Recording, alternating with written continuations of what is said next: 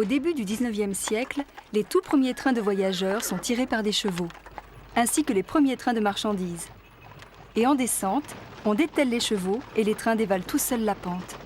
Mais ces techniques incertaines ne permettent pas d'aller très vite, même en descente où il vaut mieux freiner.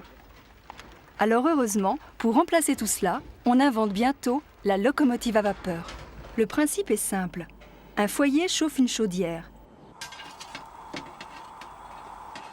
À l'intérieur, on envoie de l'eau qui va bouillir et se transformer en vapeur. La vapeur est ensuite propulsée dans un cylindre et par sa puissance, elle parvient à pousser un piston dans un sens et dans l'autre. Celui-ci actionne un jeu de bielle qui fait tourner les roues et avancer la locomotive. Cette locomotive est la reconstitution de la première locomotive à vapeur française, inventée en 1829 par l'ingénieur français Marc Seguin. Elle se caractérise par un nouveau type de chaudière, la chaudière tubulaire.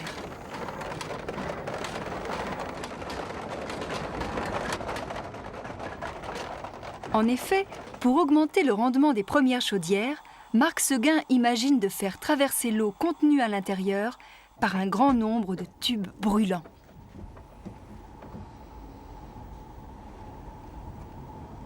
La surface de chauffe augmente ainsi considérablement et permet de produire 4 fois plus de vapeur qu'avec les anciennes chaudières.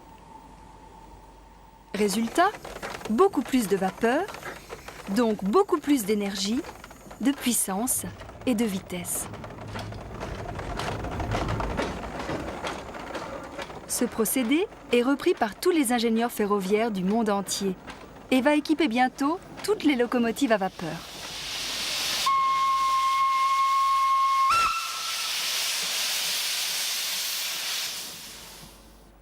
Si par la suite, la technologie de la vapeur a évolué dans de multiples domaines, le principe de la chaudière tubulaire, lui, n'a jamais varié. Et toutes les locomotives à vapeur à travers le monde ont toujours été construites selon ce système.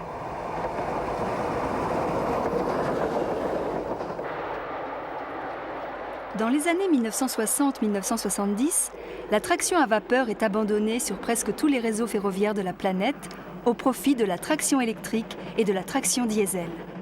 Cependant, la locomotive à vapeur demeure le premier engin de l'histoire à avoir raccourci extraordinairement la durée des voyages terrestres.